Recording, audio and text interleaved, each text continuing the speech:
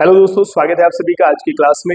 आज इस वीडियो में बात करने वाले हैं चक्रवात और प्रति चक्रवात की, साइक्लोन की। ठीक है ना, इसके बारे में आपने सुना होगा कई बार। जो है इनको जब जो है समुद्र में चक्रवात आता है तो स्थानीय जो क्षेत्र होते हैं वो उसका नाम रख देते हैं। हुदहुद चक्रवात है जो सबसे ज्यादा तबाही मचाई थी अभी भारत में, और भी बहुत सारे हरिकेन है, टॉर्नेडो है, बिली है।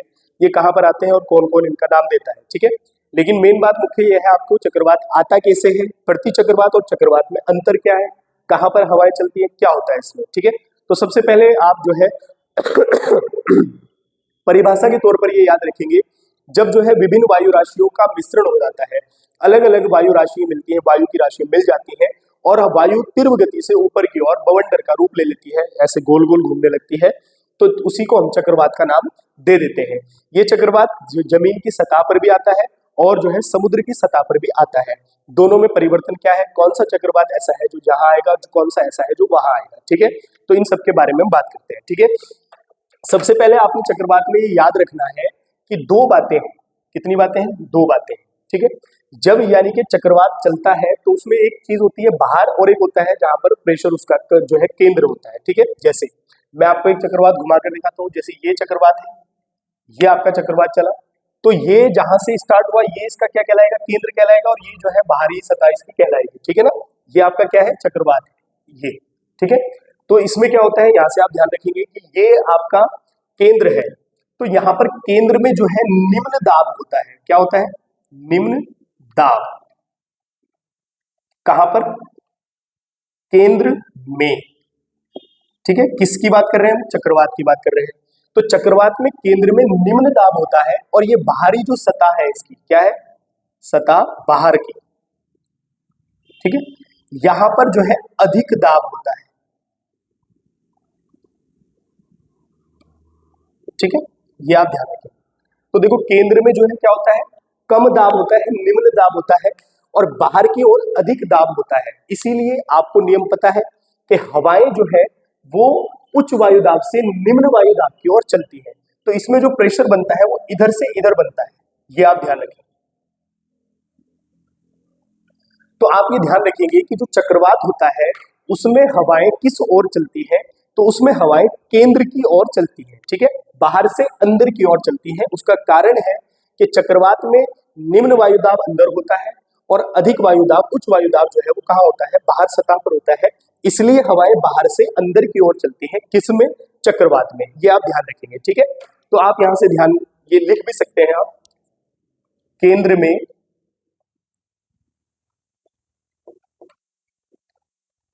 कम दाब या कम प्रेशर। ठीक है, केंद्र में कम, बाहर अधिक, बाहर अधिक, ये आप ध्यान रखें। ठीक है, तो देखो ध्यान से, ये आपने ध्यान रखना है। इससे भी आप समझ गए होंगे कि केंद्र में कम दाब बनता है और बाहर अधिक दाब बनता है, इसलिए बाहर से जो है हवाएं अंदर की ओर चलती हैं। तो चक्रवात में ऐसा होता है कि हवाएं जो है वो बाहर से अंदर की ओर चलती हैं। ठीक है, ये आपने ध्यान रखना है। अब दूसरी बात, इससे यहाँ पर पेपर में प्रश्न ये बनता है कि जब आप ग्लोब को देखते हैं, ठीक है, ग्लोब को देखते हैं, तो ग्लोब में जो है दो गोलार्ध हैं। कितने गोलार्ध हैं? दो गोलार्ध हैं। ये आपका उत्तरी गोलार्ध है और ये आपका दक्षिणी गोलार्ध है। ठीक है, अब यहां पर आपने ध्यान रखना है, अब दोनों गोलार्धों में चक्रवात आएगा तो आप कैसे लगाएंगे। यानी कि कई बार प्रश्न बनता है, जैसे ये आपका उत्तरी गोलार्ध है। कौन सा गोलार्ध है? उत्तरी गोलार्ध। ठीक है, अब उत्तरी गोलार्ध में चक्रवात, अब मैंने ऐसे घुमाया इसको, ये ऐसे भी घूम सकता है। तो ये आप ध्यान रखेंगे, उत्तरी गोलार्ध में चक्रवात, क्या चक्रवात जो है एंटी क्लॉकवाइज चलता है। ठीक है, क्या ध्यान रखेंगे आप, उत्तरी गोलार्ध में चक्रवात जो है वो क्या क्या चलता है, एंटी क्लॉकवाइज चलता है, मतलब घड़ी की सुइयों के विपरीत दिशा में चलता है। जैसे कि मैंने ये घुमाकर आपको दिखाया है, घड़ी ऐसे चलती है। उत्तरी गोलार्ध में जो चक्रवात होगा वो एंटी क्लॉकवाइज चलेगा, यानी कि घड़ी की सुइयों की विपरीत दिशा में। अब ये आपका क्या है, दक्षिणी गोलार्ध। क्या है? दक्षिणी गोलार्ध। ठीक है, तो अगर मैं दक्षिणी गोलार्ध की बात करूं तो आप याद रखेंगे ये क्लॉकवाइज चलता है।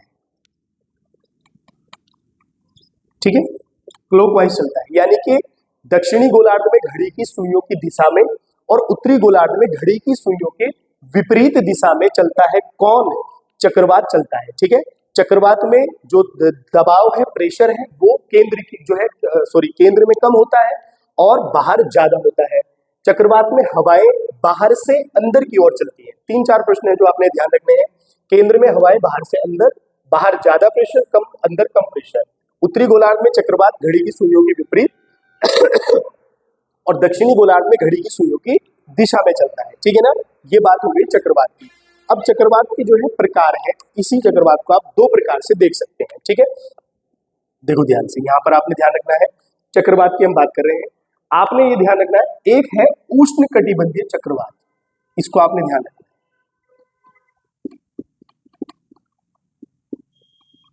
उष्ण कटिबंधीय चक्रवात, ठीक है।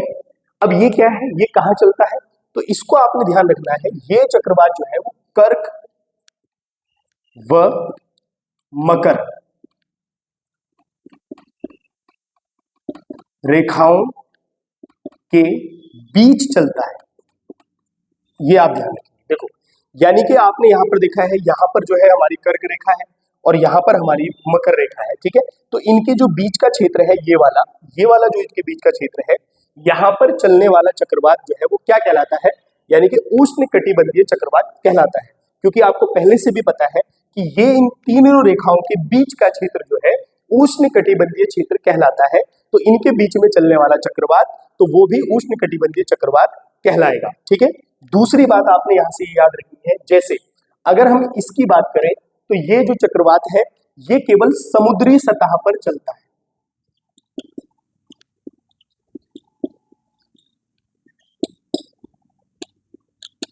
समुद्री सतह पर आता है। उष्ण कटिबंधीय चक्रवात जो है वो केवल कहां आएगा, समुद्र में आएगा, समुद्र की सतह पर आता है। दूसरी बात आप यहां से उष्ण कटिबंधीय चक्रवात की याद रखेंगे कि ये सबसे अधिक विनाशकारी है। कैसा है? अधिक विनाशकारी। ठीक है, ये आप यहां से ध्यान रखें।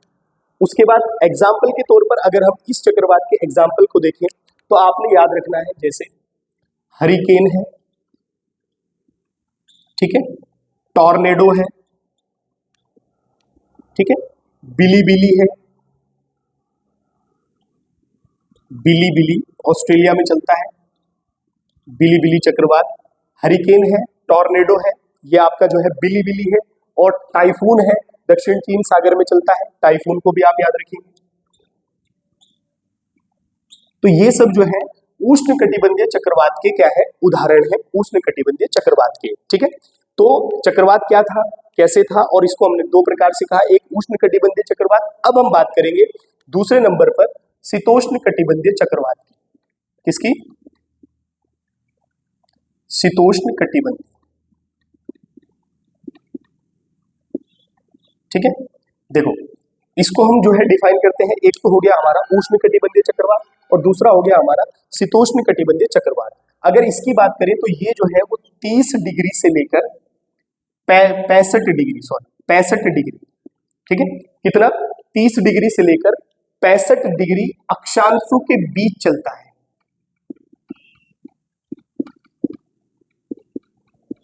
अक्षांशों के बीच चलता है, ठीक है, 30 डिग्री से 65 डिग्री अक्षांशों के बीच चलता है शीतोष्ण कटिबंधीय चक्रवात।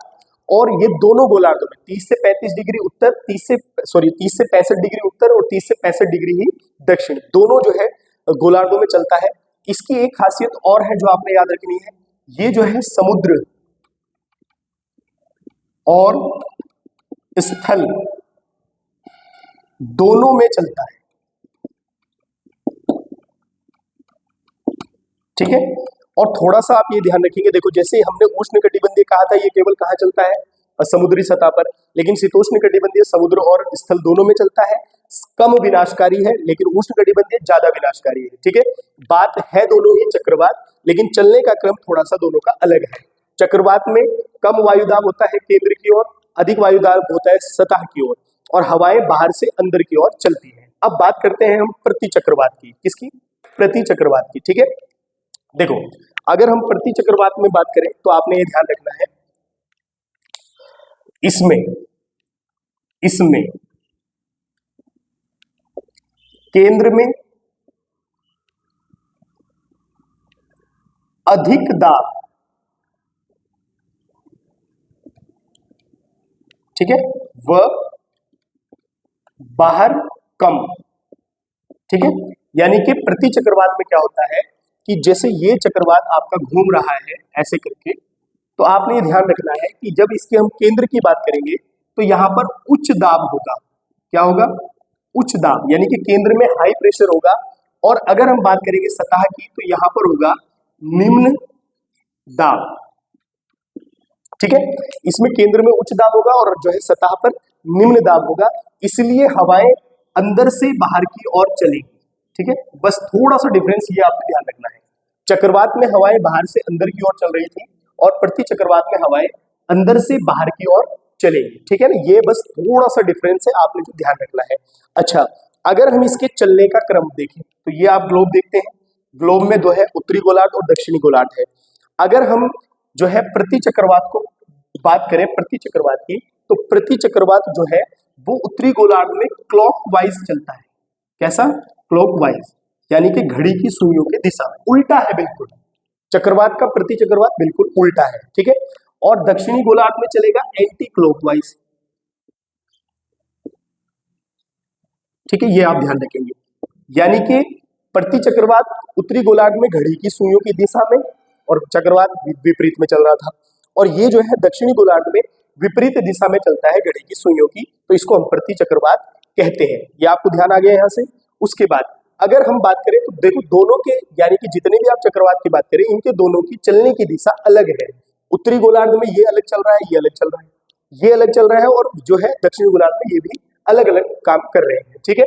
दूसरा, आपने देखा होगा कि इसमें जो है प्रेशर कम केंद्र में है, तो प्रति चक्रवात में केंद्र में प्रेशर ज्यादा है। यही कुछ एक दो प्रश्न यहाँ से पेपर में बन जाते हैं। और कुछ मुख्य से जैसे टाइफून चक्रवात है, बिली है, कई बार पूछ लेता है कि कहाँ पर चलता है, तो ऑस्ट्रेलिया में चलता है। यह टाइफून है, दक्षिण चीन सागर में चलता है, ठीक है ना। उसके बाद एक टॉर्नेडो है जो मिसिसिपी क्षेत्रों में चलता है, लगभग 325 किलोमीटर प्रति घंटे की स्पीड उसकी जो है होती है। तो इस प्रकार से कई बार पूछ लेता है। तो दोस्तों मिलते हैं नए टॉपिक में, नई वीडियो के साथ, तब तक के लिए धन्यवाद।